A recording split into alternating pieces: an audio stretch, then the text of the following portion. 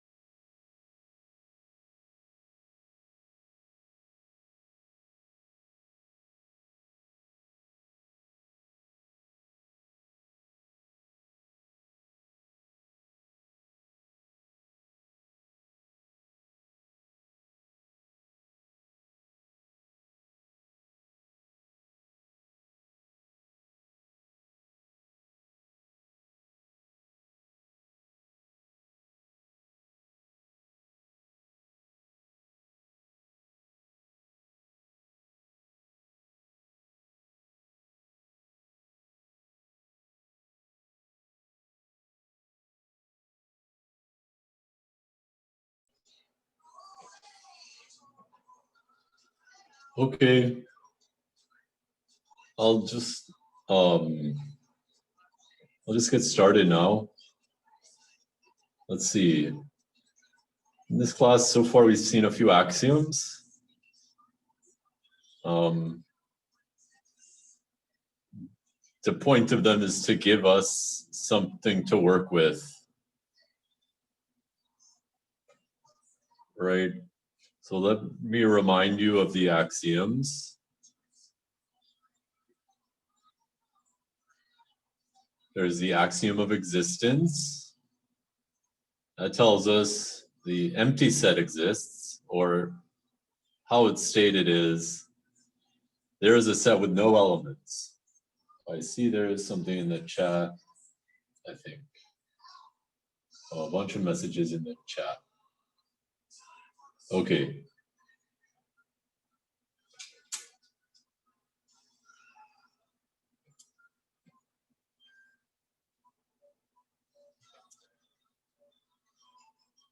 Okay, so we have the axiom of existence. There's a set with no elements. We have the axiom of extension, which tells us when two sets are equal, they're equal if they have the same elements. Okay.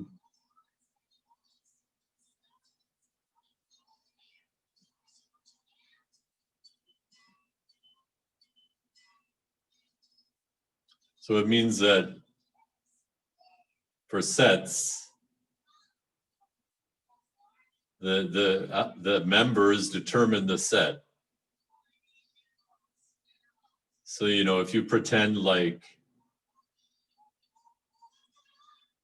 different clubs at UE, you know, there might be the biology club, and then there might be the actuarial science club.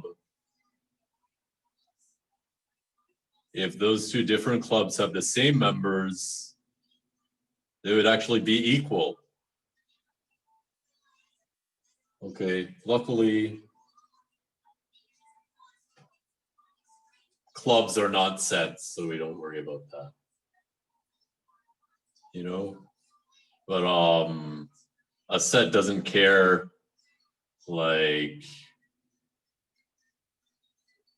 doesn't care anything except for what the elements are. Okay, so that's the axiom of extension.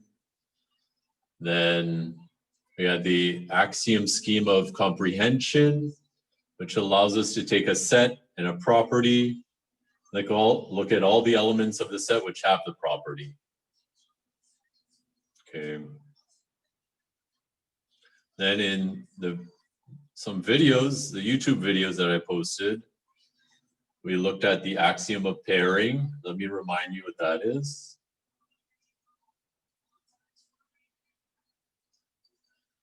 So in YouTube videos,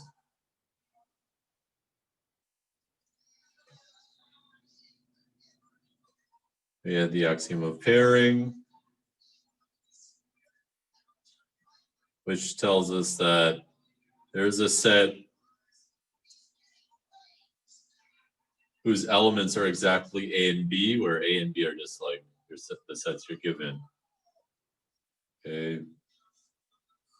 The axiom of pairing gives you this unordered pair.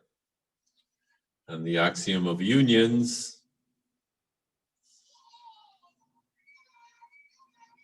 gives us, okay, if S is a set,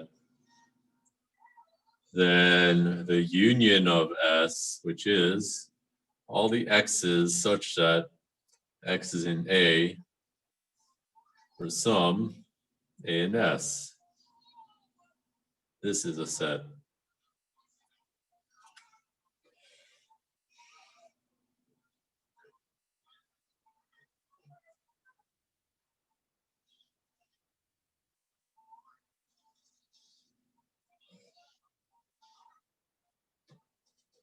Okay.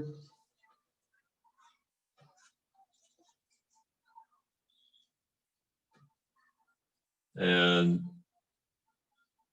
let me remind you also of some notation, which we saw in the axiom of extension. Okay, our notation is let A and B be two sets if for all X,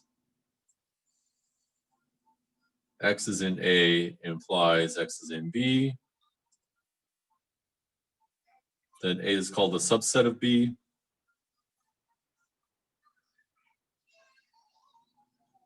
And you write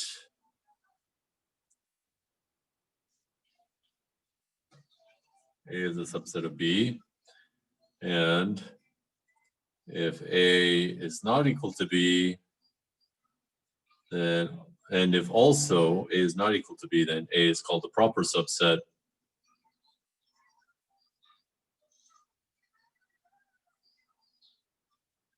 of B. And you write A is contained but not equal to B.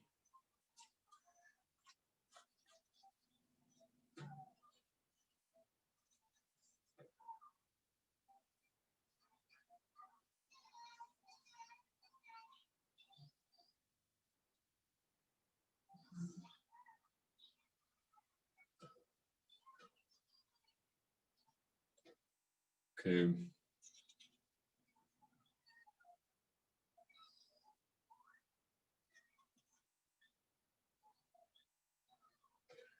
Okay.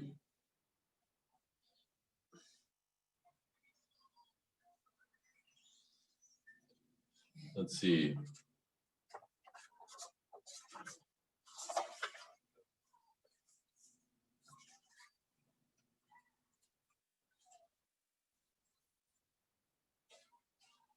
Okay, there's one last axiom we need for this chapter.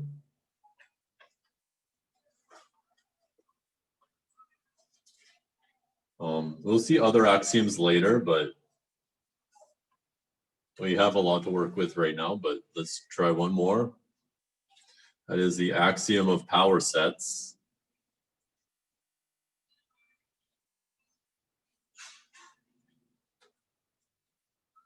It says, let A be a set, then there exists a set P such that X is in P if and only if X is a subset of A. That's the axiom of power sets.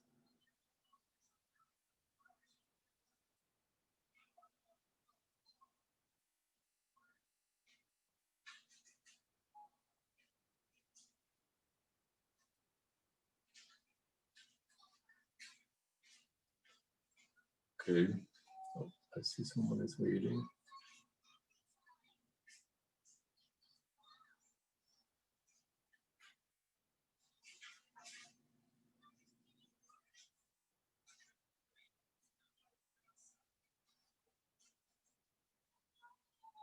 Okay, so we have this axiom of power sets. What we want to do now is to define, given a set A, we want to define the power set. But I hope it's not surprising that if we want there to be the power set with the, we need to prove that the power set is unique. So you have this proposition.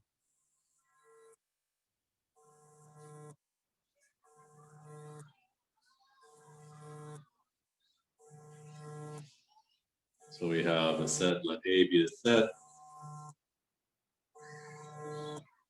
Suppose there exists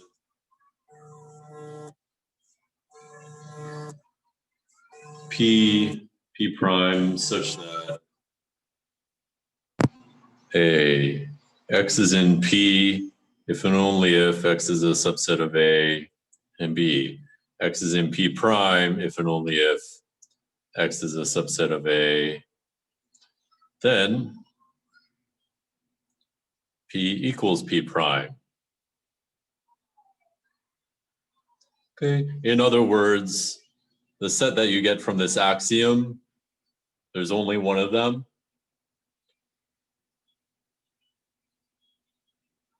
And the proof is just the same as the proofs of these other things that say the same thing but for different axioms. I'll just say you use axiom of extension. I hope that's okay. Okay, and now that we've shown that there exists exactly one power set, you can define like our notation for it. Okay. Again, A is going to be a set. And then the power set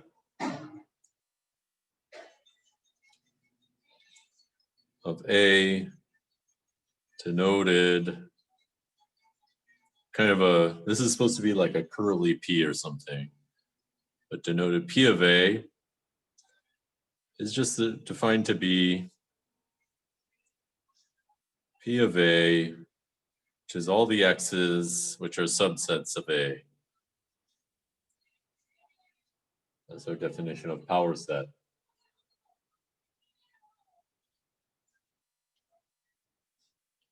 Okay, so the things that are subsets of A are elements of the power set.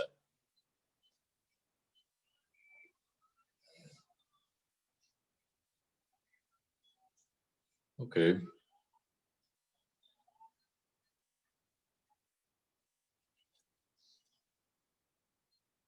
So, well, let's just do an example and see how that works. Some different facts about the power set.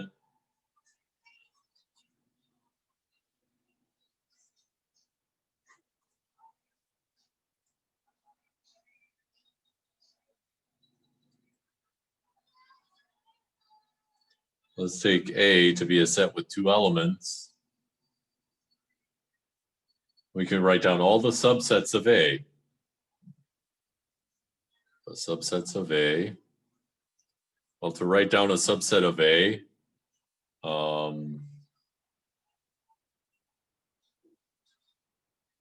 I have a question about the proposition. Let me just turn back to the proposition. Sorry about that. Okay. Suppose there exists. Yes, so when I wrote this down, I meant, sorry about that. It is better to be completely clear. It should be for all X in P this. Or really it should be for all X. And this should be for all X. So I don't even mean for all X in P. Yeah, because all the elements of P should be subsets of A, and all the subsets of A are elements of P. Yeah. Okay.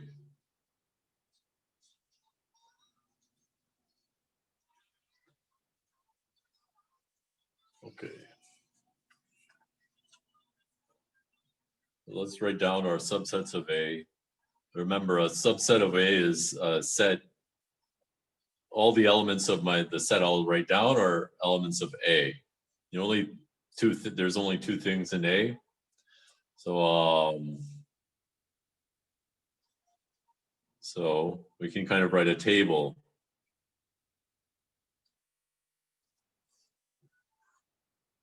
I'll write down my subset as B, and then I'll ask the question: zeros in B? Is 1 in B?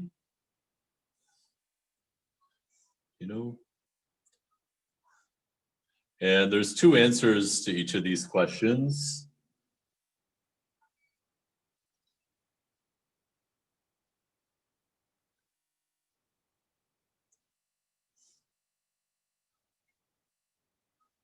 And so we answer them in all the possible ways to get all the subsets of B. If both elements are in B, then we get all of A. The subset 0, we have 1, the singleton, and then we just have the empty set. This is A. Okay, so these are the 4 subsets of A. There's 4 of them. That's because for each element of A, there's either that element is in the subset or not. So we have 2 choices for each element. So 2 choices here, 2 choices there, 4 different subsets, 4 choices. Okay, so now we can write down the power set of A.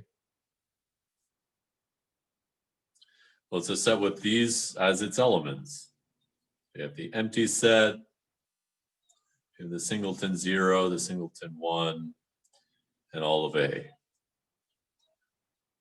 Okay. And that suggests, like a fact, A is always in the power set of A. The empty set is always in the power set of A.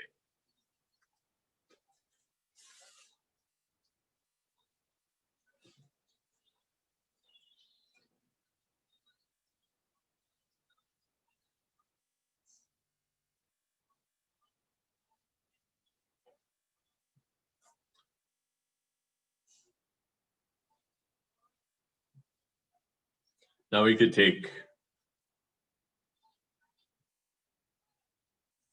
we could look at the subsets of the power set of A. The power set of A has 4 elements. Okay, so here are some subsets of the power set of A.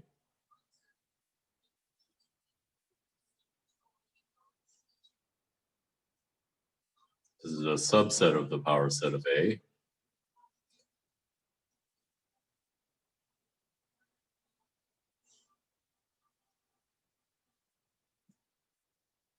That's another subset of the power set of A.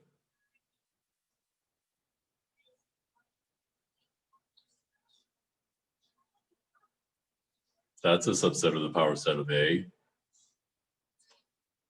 The empty set is a subset of the power set of A.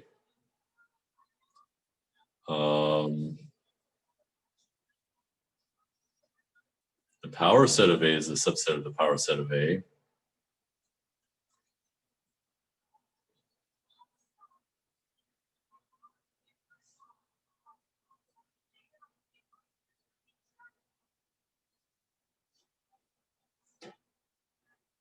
Okay. Well, and now each of these statements is a statement about the power set of the power set of A. Let's write those down.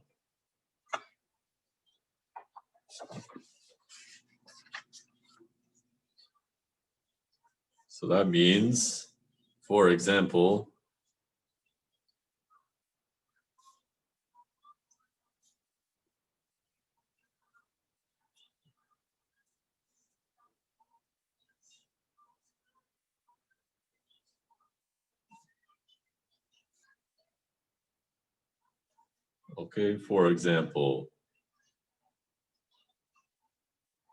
power set of A is also in the power set of the power set of A. Okay.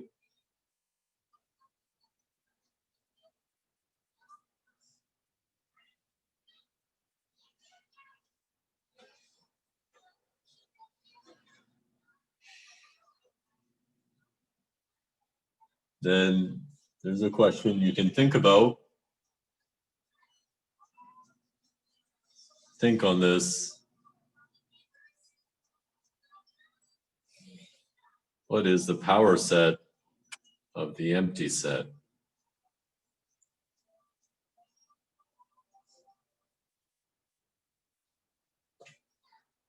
Let's think about that.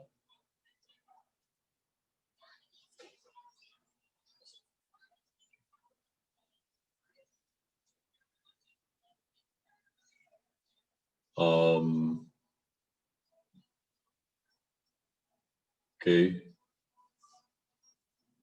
That's a good guess, the empty set.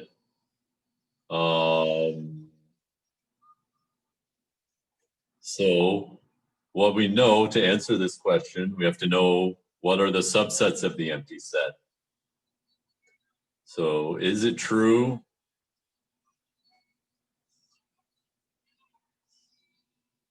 that the empty set is a subset of the empty set?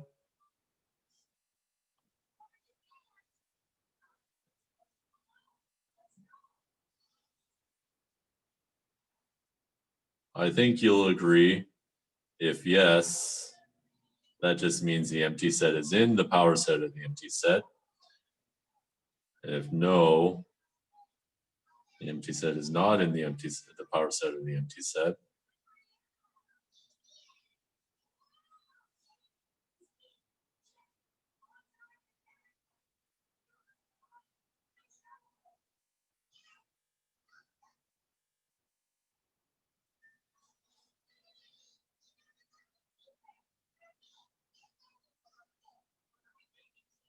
So do you guys have any thoughts about this question?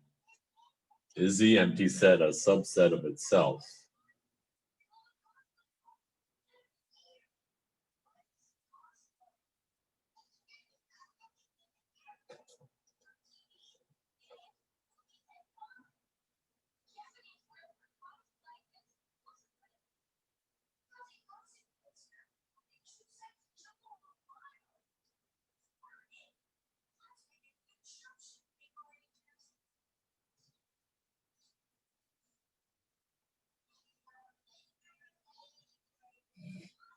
Yeah, I may have mentioned this before, but in case I didn't, we can just verify this. A is always a subset of itself.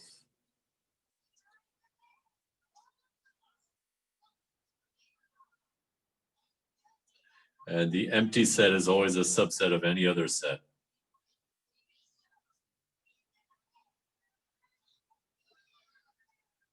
Okay. So if the empty set is a subset of every set, it's a subset of itself. Okay.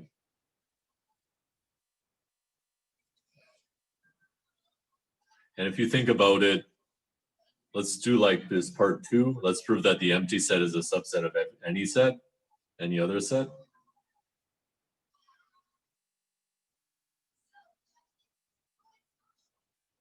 Let A be a set. So is it true? We just consider for all x in phi, x is in A.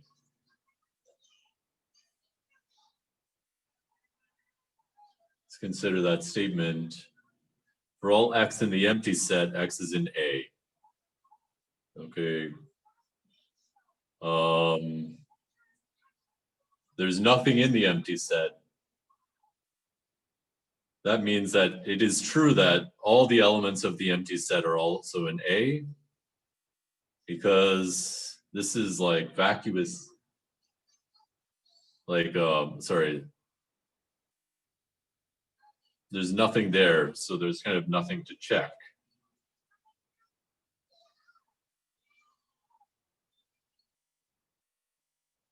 Okay. So another way to think about it is this statement is only going to be false if you can find an element of the empty set which is not in A, and you'll never find the element of the empty set which is not in A, because there's not even anything in the empty set. Okay. So that's when we say it's vacuously true. This is vacuously true. So the empty set is a subset of A. That's the end of the proof. Okay. In particular, the empty set is a subset of itself. That means that the empty set is an element of the power set of the empty set.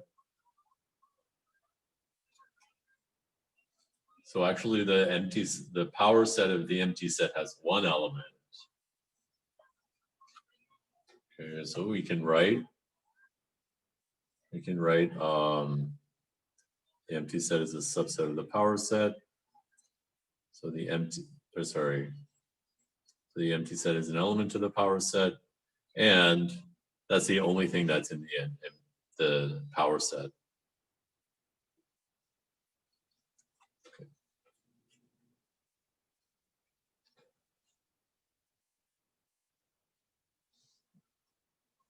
Okay.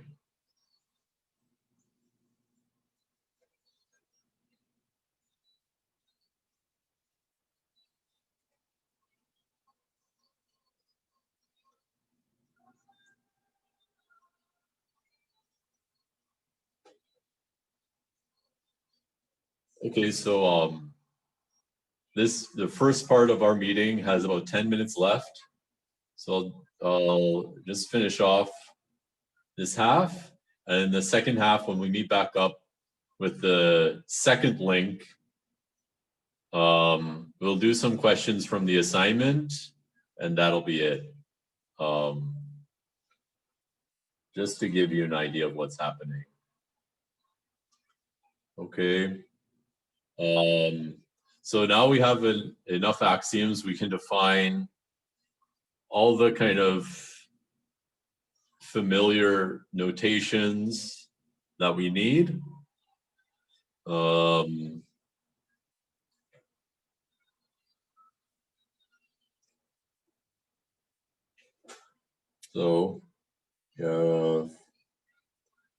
definitions.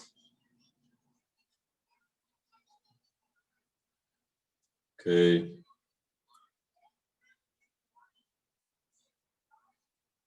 P and Q be two sets. Can define P intersect Q and P union Q.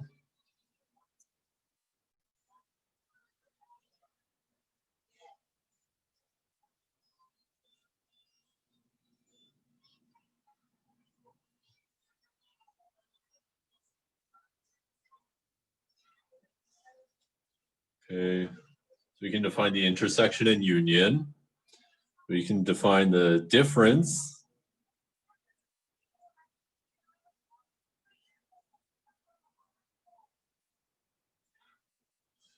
Let's see, we can define the symmetric difference. We'll call that P delta Q.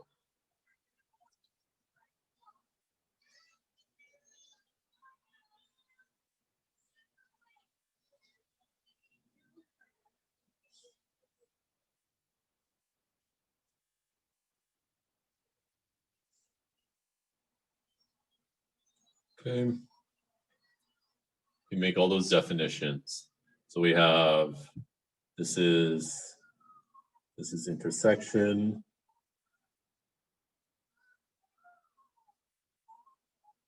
This is the union of two sets. This is the difference, or set difference.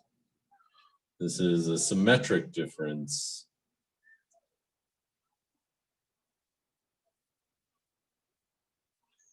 And you may have seen these notations before. Okay.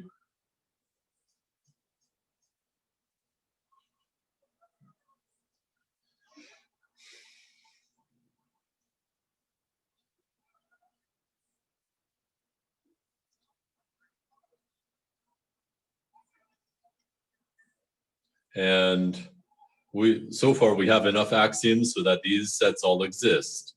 There is like a tricky point, for the union, I needed axiom of union, but I didn't need an axiom for the intersection.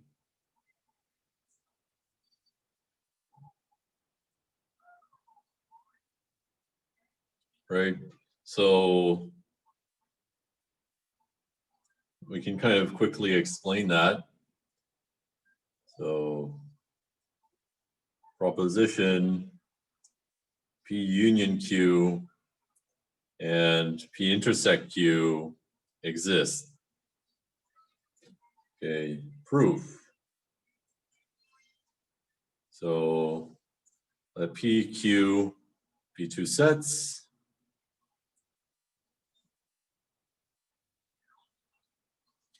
Well, the axiom of pairing tells us that S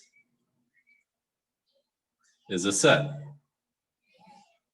The unordered pair of P and Q is a set.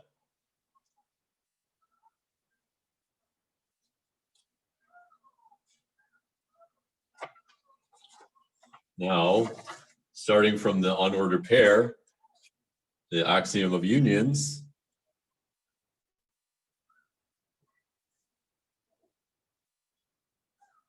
says that U of S, which is just the union of the unordered pair, which is all the x's such that x is in A or x is in B. This is a set. And this is just the union of A and B. Or, sorry, that was supposed to be P and Q. Sorry about that. P, all the A's are P's and all the B's are Q's. Okay, so the fact that P union Q is a set comes from the axiom of pairs combined with the axiom of unions. On the other hand, let's see why P intersect Q is a set. That's because P intersect Q, we can define it as all the elements in P that are also in Q. So that's like taking the set P and the property X in Q and applying the axiom schema of comprehension.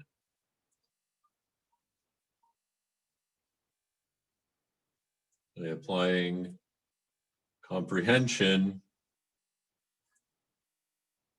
to the set P and the property X in Q. Okay. So we don't need an axiom for intersections because it's included in the axiom schema of comprehension. And similarly for set difference. Okay.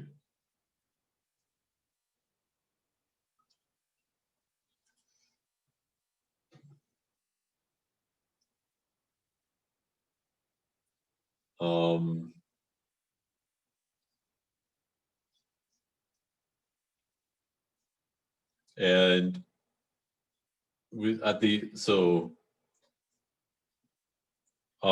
I want to mention also two further axioms that will meet later on. So we will later see the axiom of infinity, and we'll use that to construct the natural numbers. And we'll also later see the axiom of choice, which is kind of a tricky one.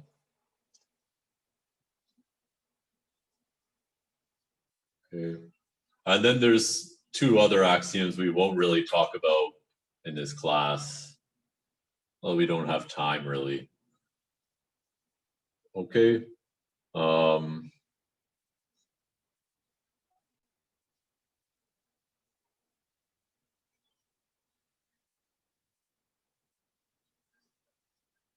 Okay, so I'm going to stop the meeting and I'll start setting up the meeting that's supposed to start at 3:50. So we'll meet again from 3:50 to 4:30.